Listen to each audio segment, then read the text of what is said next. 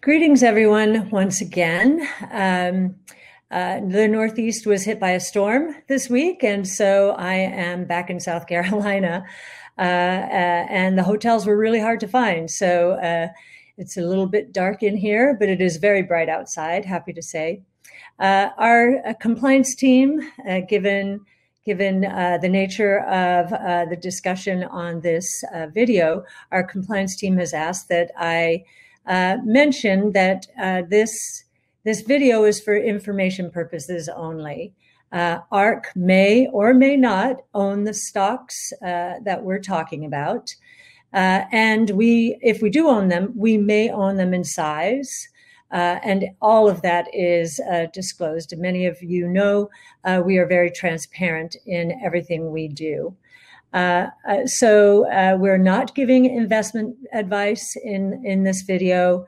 We're not suggesting buy, sell, or hold. But we did want to be straight with you. Of course, we are very involved in investing and do invest in the realms that we'll discuss on this video.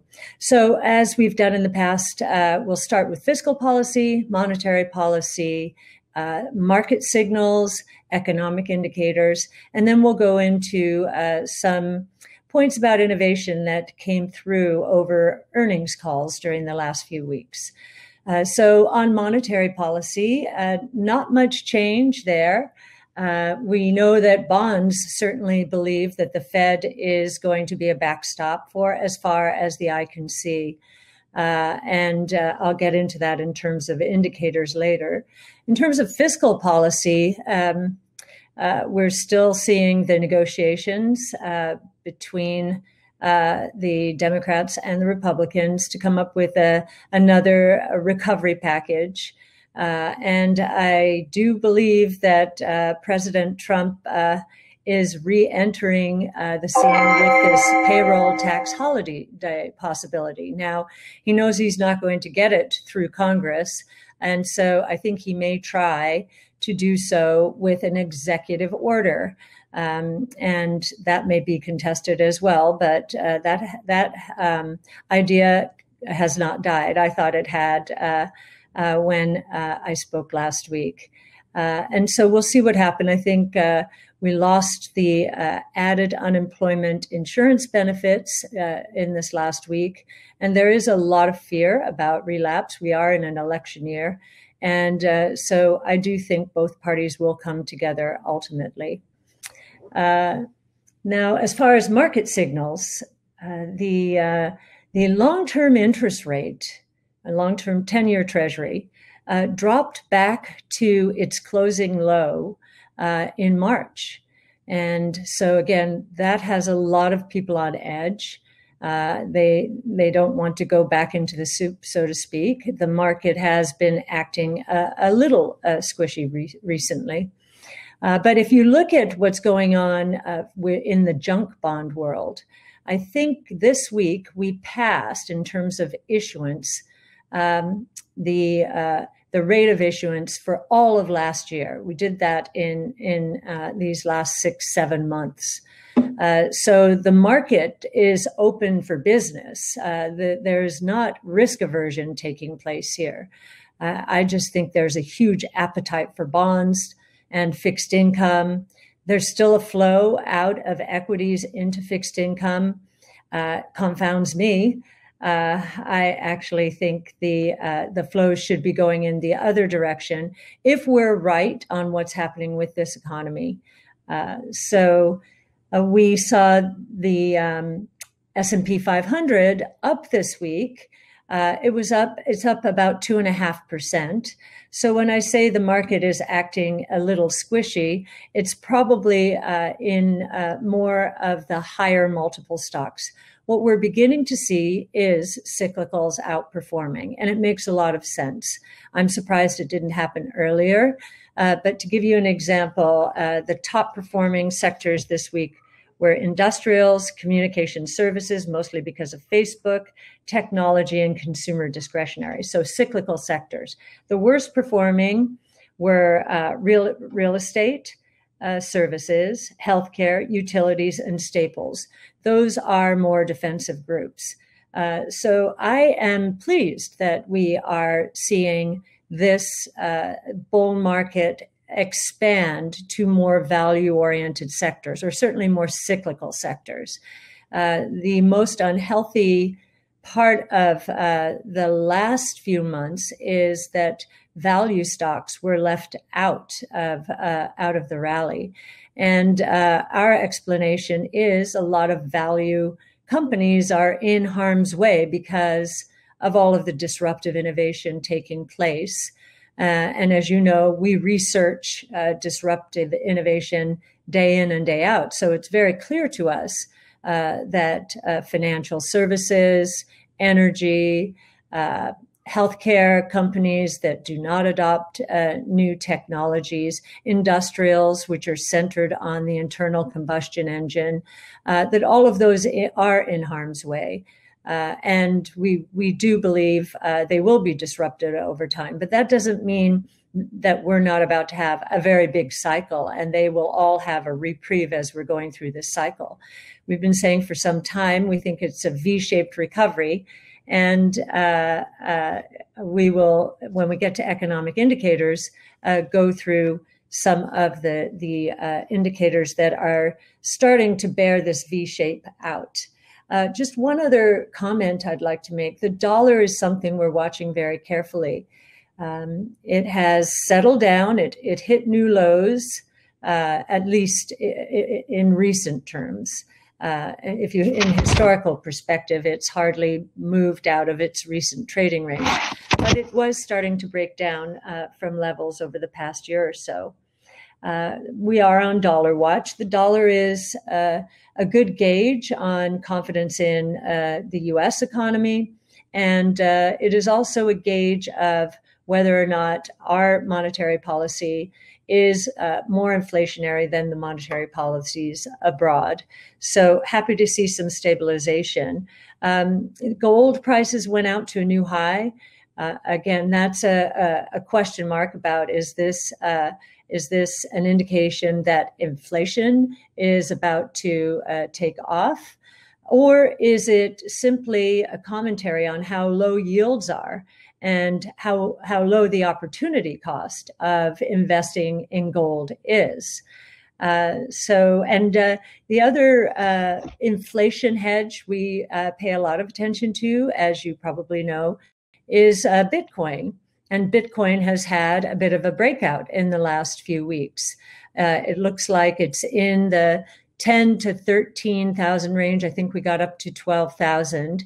And that 13,000 is important because if we were to ever get through that, then in technical terms, there would be very little resistance. And we would probably be on our way back to the peaks we saw in late 2017. So around $20,000. Now, we're not sure if that's going to happen. We could stay in a new trading range, just at a little bit of a higher level than the recent 6 to 10. Maybe we're in the $10,000 to $13,000 range. Nonetheless, a breakout. And is this another inflation hedge starting to speak volumes about the risks out there? We do think that that investors in both gold and digital gold, Bitcoin, are taking out an insurance policy. And it makes sense because we are somewhat in uncharted waters. After 0809, we were saying we're in uncharted waters when the U.S. central bank reserves went up to, or the monetary base went up to $4.5 trillion from $850 billion. Now, that did not lead to inflation, as we all know, 10 years later. Now we're going up to $9 trillion. Will that cause inflation? Or are we in a spiral like Japan has seen in the last 20 to 30 years? Very hard to say. As I've mentioned before, we don't think we have an inflation problem in the near term. But the more complacent investors become about this, the more I will start to worry. Right now, we have too much productivity growth coming from a V-shaped recovery, coming from technologically enabled innovation. to see inflation taking off. We also have oil prices still down 30% from where they were roughly this time last year. So that's another deflationary undercurrent tugging at the inflation indicators. There was a very interesting announcement this week by a company called MicroStrategy. I think it's MSTR.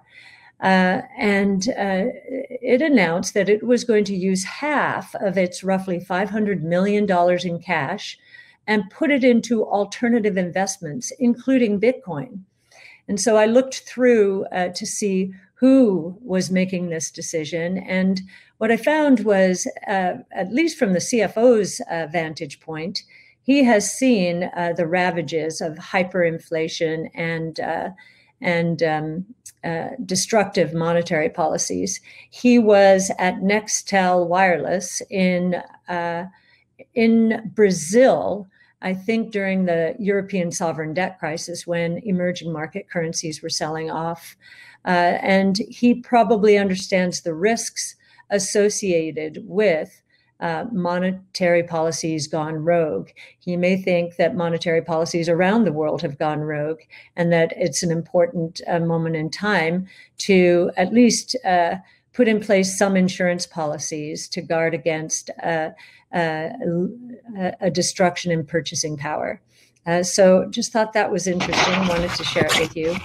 As far as the economic indicators, well, the biggest report of the week was the unemployment report today. And the unemployment rate continued to fall. It was a better than expected report, the unemployment rate going from 11.1% to 10.2%. And we saw average hourly earnings turn up after some very serious declines. So that was good to see. Last month was minus 1.3%. That's month to month. This month, meaning July, was up 0.2%. So that was very good. And hours worked are telling us something very important about third quarter GDP.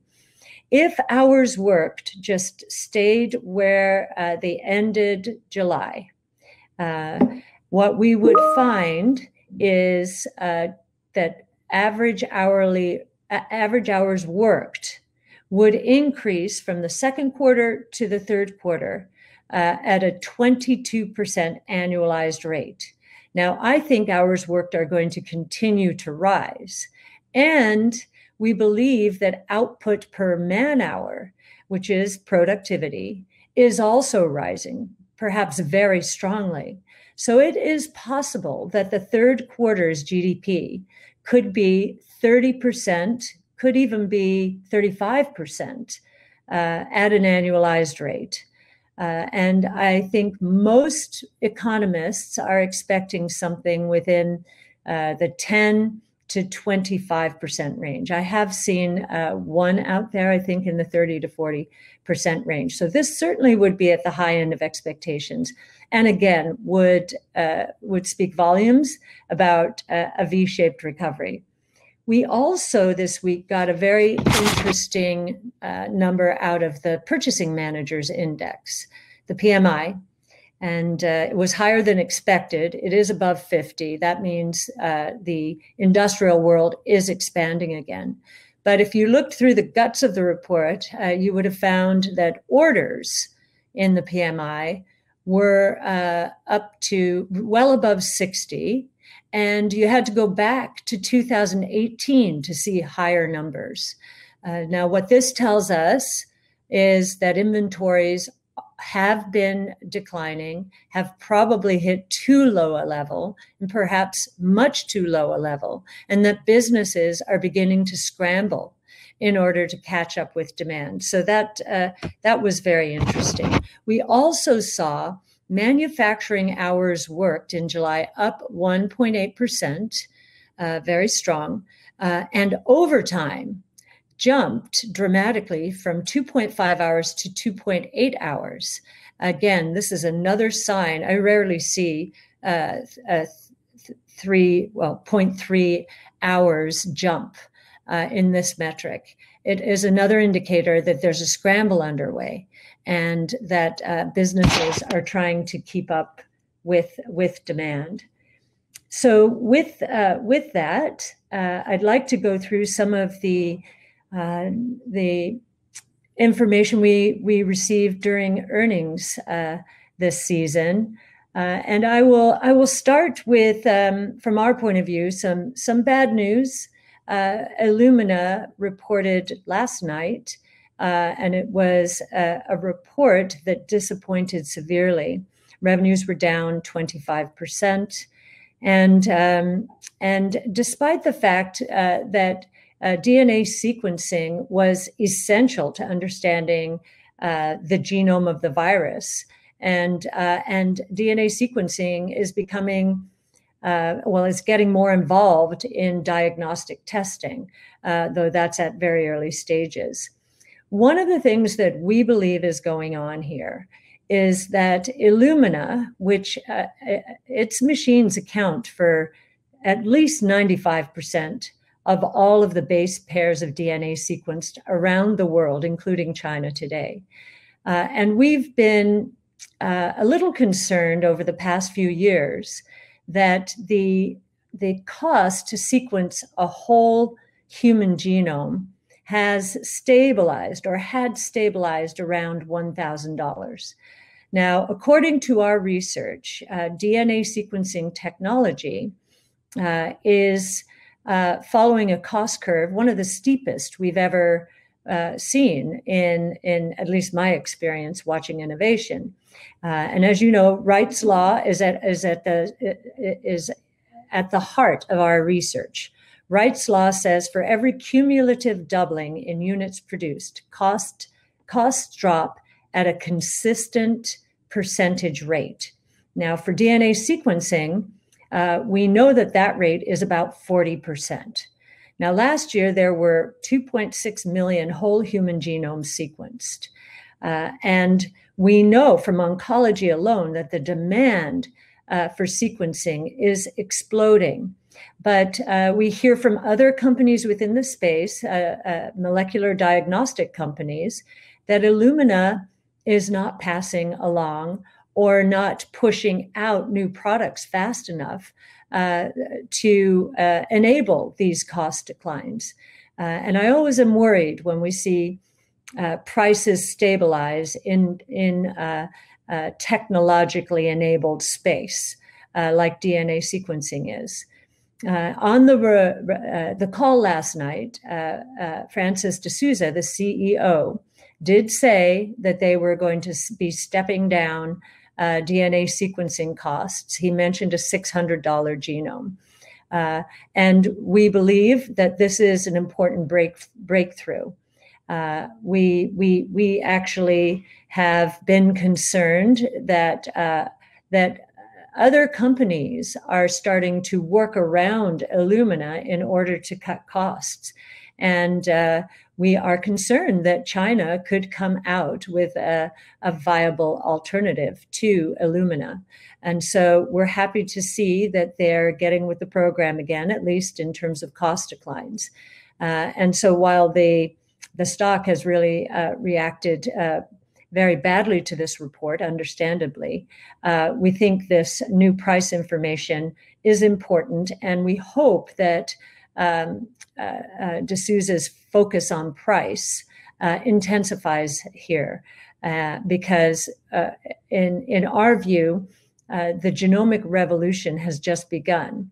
Think about it, just 2.6 million whole human genomes sequenced last year, and Wright's law is based on a cumulative doubling. In no time, we're going to be at 5 million, especially with all of the population sequencing studies taking place out there. And we do think we're going to unlock the code to life and death much more quickly as these prices come down. And we will, with the convergence of DNA sequencing, artificial intelligence, and CRISPR gene editing, we are going to be able to cure disease. And our confidence in that is increasing. But the starting point for this is DNA sequencing. And so we're happy that Illumina is getting the message that it has got to move more aggressively down the cost curve that it uniquely is enjoying these days. Another report that came out in the next week or maybe 10 days was Proto Labs. And as you know, on this YouTube channel, we have focused on Proto Labs being a prime beneficiary of supply chains moving back closer to the end users and away from China.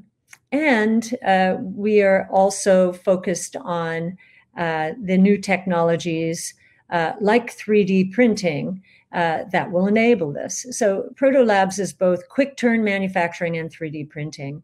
And its report was somewhat disappointing as well, especially because we thought if we're right on this V-shaped recovery idea, that Proto Labs would see it before other industrial companies. And while they've seen some improvement, they were not willing to go ahead and say this recovery has momentum. In fact, Victoria Holt, Proto Labs CEO, came out and said this is not a V-shaped recovery. So I was sitting there saying, I'm seeing all these economic indicators that suggest that businesses, industrial businesses in particular, are way behind the curve. Why is Proto Labs not seeing it, seeing this V-shaped recovery? Well, it could be because inventories continued to spiral down in the second quarter. And we did see that in the GDP reports, massive inventory liquidation. Once the scramble is on, Proto Labs will see it. I'm just surprised they were unwilling to say we've seen anything in the third quarter. So just wanted to let you know, since we do have this V-shaped recovery point of view, that there is a company we respect out there who is not seeing it or not willing to say that in the third quarter they have started to see it. We got online education news from 2U. And what we learned was there has been an acceleration in their revenue growth, their organic revenue growth. They have been making some acquisitions. So went from 15% to 18%. And we believe this is just the beginning of a massive shift of education online. One of the pieces of evidence they have given to us, or they gave to us in the report, was that Get Smarter, their short courses, those increased 97%. They accelerated. I forget at what pace they were growing, but nothing near a near doubling on a year-over-year basis. Now, what's interesting about these short courses, they're going to start repurposing them for graduate education, undergraduate education, and for corporations. And I heard from one of our analysts, James Wang, who's our artificial intelligence analyst and who has spearheaded our podcast initiative, that short courses are probably going to start competing with podcasts because he says he's spending a tremendous amount of his time now sampling all kinds of short courses.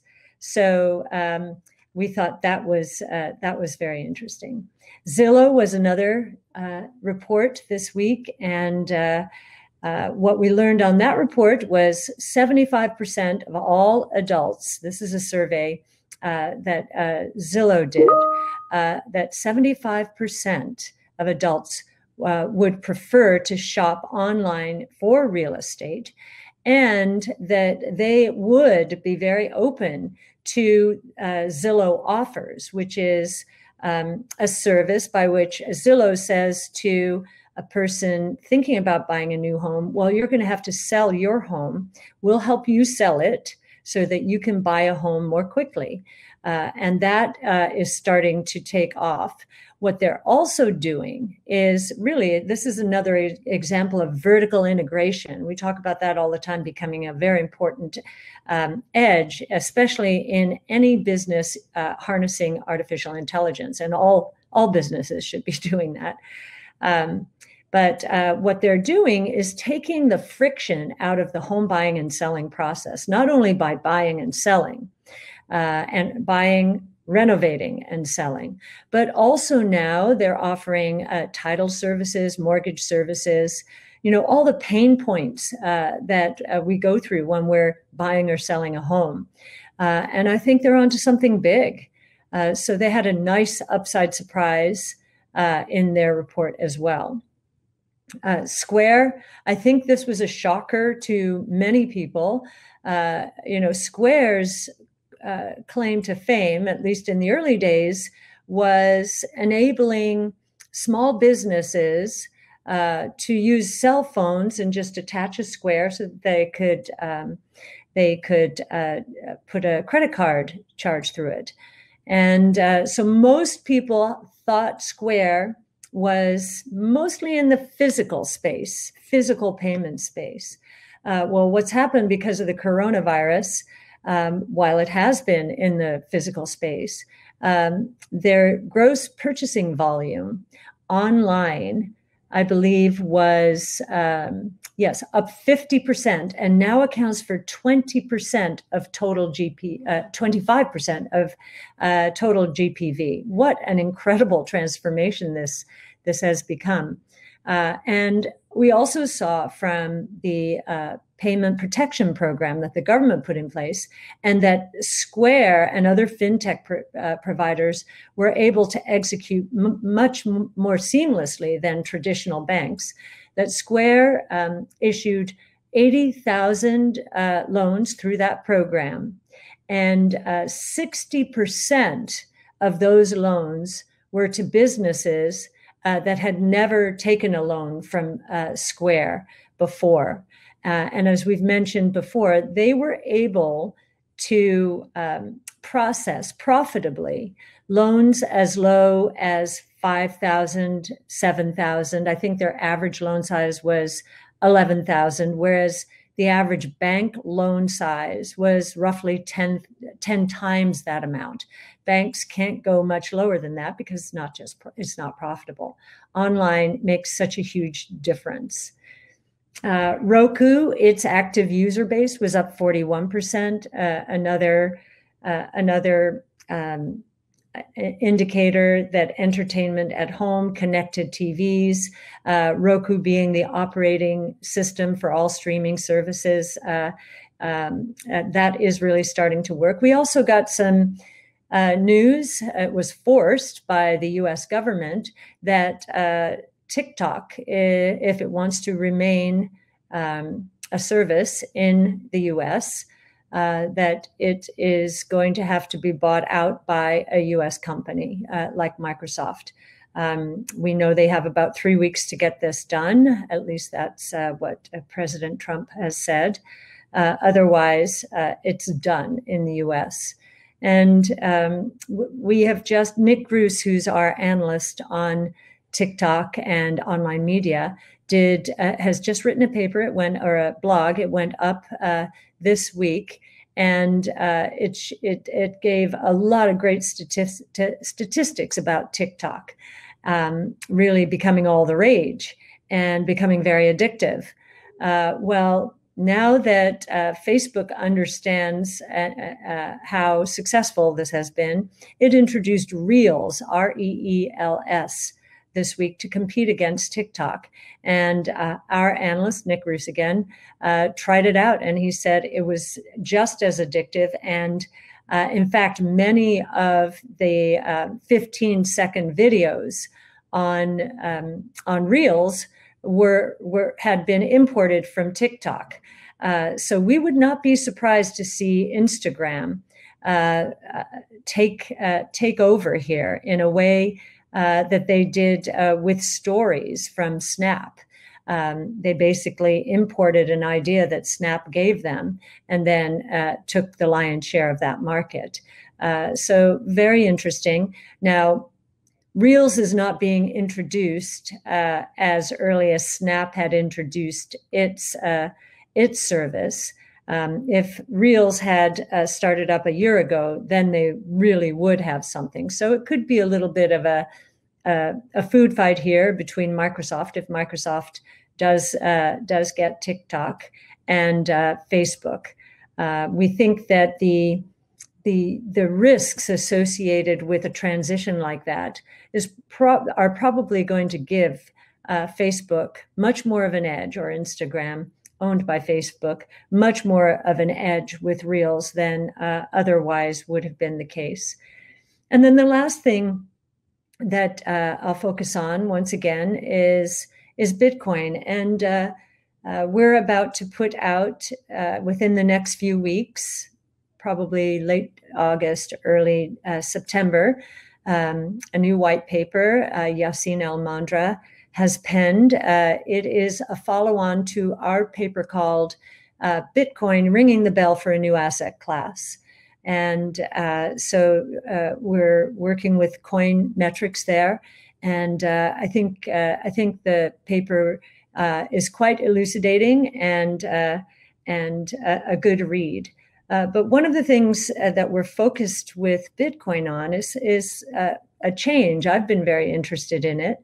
Now that more Bitcoin transactions take place on the Ethereum network than on the Bitcoin network, which has caused all kinds of interesting discussions and debates at ARC. And we can say it's a win-win, or we can say, oh my goodness, are there security issues now going to crop up in the Bitcoin network because of this? And from an Ether point of view, is Bitcoin the default currency here, the reserve currency? And now that it is even being used on the Ethereum network, is that a problem for Ether? Will the velocity of Ether go up and make its price appreciation potential much less? So stay tuned. It's a live debate. It's fun. I love these changes. They battle test all of our thinking. And, it's just what we do in innovation. So stay tuned, and we'll look forward to sharing all of our ideas and research in the coming weeks and months. So thanks very much.